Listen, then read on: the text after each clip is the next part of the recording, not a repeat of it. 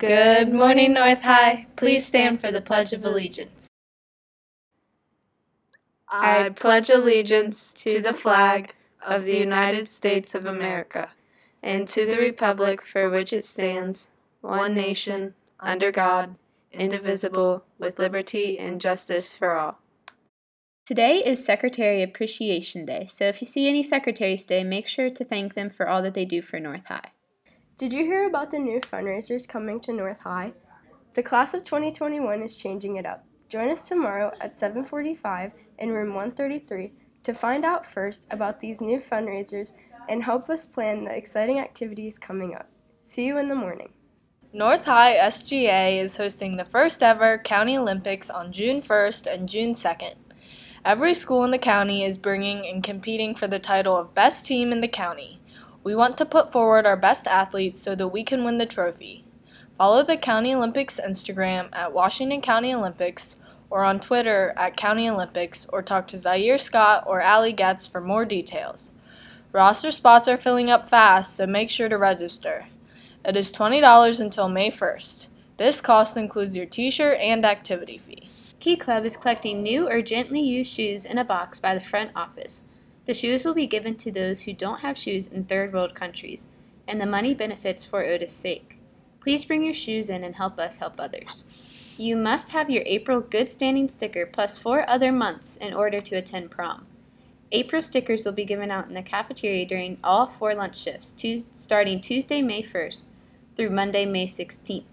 Seniors with abbreviated schedules can see Miss Mattingly or Miss Day before school from 8:30 to 8:40 or after school from 3:30 to 3:45. Please remember, you can only have 1 unexcused absence and 1 unexcused tardy for the month to be in good standing. You may only have 1 referral and none resulting in out-of-school suspension. You cannot owe the school any money or materials, so be sure to clear up any obligations. You also must pass the final iPad check for April. Rugby Club will be meeting this Wednesday, April 25th, and Friday, April 27th in room 222. See Mr. Goveo if you have any questions. All are welcome. Fear takes many forms. Likewise, every person has different fears. In this video today, Mike Smith talks about his biggest fear, being mediocre, and how he overcame it. While watching the video, think about what you are afraid of and how your fears are holding you back from reaching your full potential.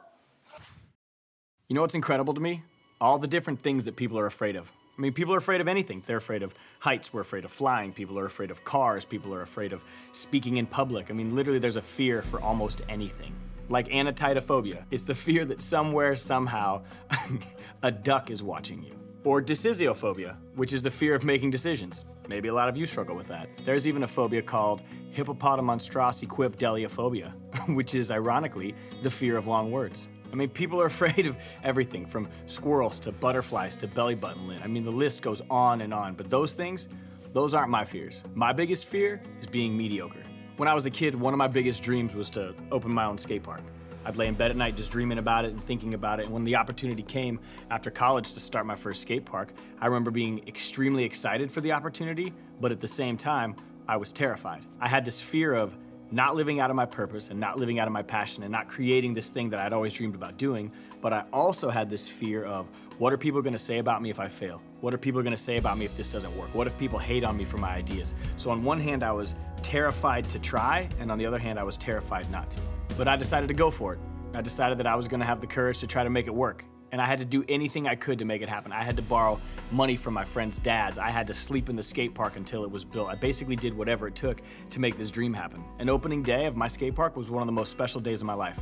Watching parents sign waivers so their kids could skate, watching hundreds of skateboarders come in and skate this place that my friends and I created. And for the first couple months, everything was great. Kids were skating, we were having a great time. You know, I was excited because I was being interviewed, and there were stories written about this young CEO starting his first nonprofit. And then I looked at the checking account a couple months in and I realized we had no money. Being an executive director or a CEO of a nonprofit, it's hard. Raising money is difficult, and I didn't know how to do it. I had no idea how to make this place make money. And I was terrified of what would happen if I had to close the doors on something that I created just a couple months after opening it. So I did the only thing I could think of.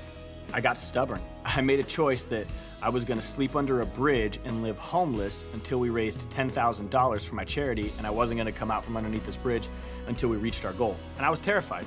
I was scared of sleeping under a bridge, living where homeless people live, just being outside for that amount of time. I had no idea how long this was gonna take. I was honestly terrified, but I did it. And the first night happened and we raised a little bit of money, and the second night happened and we raised a little bit of money, and it ended up taking 27 nights of sleeping underneath this bridge, and we reached our goal of $10,000. And it was an incredibly uncomfortable situation, but at the same time, it forced me to have courage. It formed this incredible community of people that believed in not just me, but in the skate park that we created. And it took that little moment of courage, it took looking my fear in the face and kind of stepping out on the ledge and going for it to kind of help create all the things that we've done today. My whole philosophy on fear is I don't even like to talk about it. I don't want to give it power. Sure, I'm afraid of things. We all are. But if you focus on it, if you focus on that fear and you give it all this power, well, then it begins to control you. On one hand, we have this obsession with wanting to be courageous and wanting to overcome obstacles. And sure, it takes being afraid of something to overcome those obstacles. But I hate focusing on this idea of what are we afraid of. I love focusing on the idea of how can I have courage. You see, fear, it costs us something. When we let fear control our lives or dictate the things that we do, it really does cost us. Some of you are talented. Some of you have an incredible ability to sing, but you're afraid to try out for choir. Some of you want to play sports, but you're afraid that you might not make the team. Some of you want to hang out with a new friend group, but you're scared of what your current friend group might say if you went and did something different. You see, that's why I hate fear. It's because it robs us of these stories. It robs us of this opportunity to do things that we care about. People ask me all the time, well, how do you get courage? Well, the only way to get courage is to face your fears. So if you want courage, you've got to go for it. You've got to try out for choir. You've got to go out for basketball. You've got to have the courage to go talk to a group of people you've never talked to before. I had this fear of being mediocre, but if I would have let that paralyze me, I never would have had the courage to sleep under a bridge and do what it takes to keep my skate park open. I wouldn't even be sitting here talking to you today. I don't want you guys to make fear-based decisions.